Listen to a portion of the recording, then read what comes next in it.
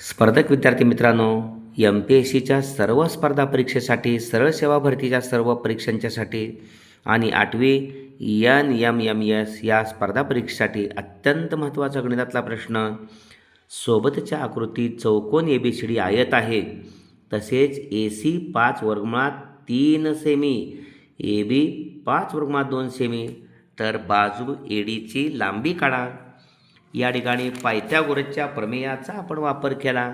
तर कर्ण AC आहे, त्रिकोण ABC मध्ये पायथागोरसचं प्रमेय आपण वापरलं. तर कर्णाच्या वर्गातून दिलेल्या काटकोन करणाऱ्या बाजूचा वर्ग वजा केला असता काटकोन करणारी दुसरी बाजू मिळते.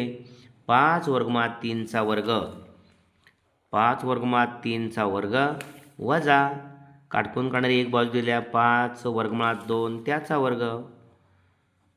या ठिकाणी 5चा वर्ग 25, वर्गमुळात 3चा वर्ग 3, वजा या 5चा वर्ग 25, वर्गमुळात 2चा वर्ग 2, 25 त्रिक 75, वजा 25 दोन्ही 50, 75 म्हणून 50 गेले, 25 उरले आणि 25चं वर्गमूळ 5 आहे. त्यामुळे अचूक पर्याय नंबर 5 आहे. इथं AC 5 वर्गमुळात 3 दिलेला आहे, म्हणजे कर्ण दिलेला आहे. AB 5 वर्गमुळात 2 दिलेले आहे आणि बाजू ADची लांबी काढायची म्हटली आहे.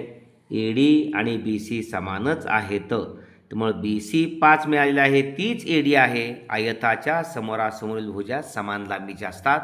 अचूक या ठिकाणी वापर करायला हवा सूत्राचा, म्हणजे अचूक पर्याय नक्की मिळतो. स्पर्धा यशस्वी करण्यासाठी मदत होते. धन्यवाद.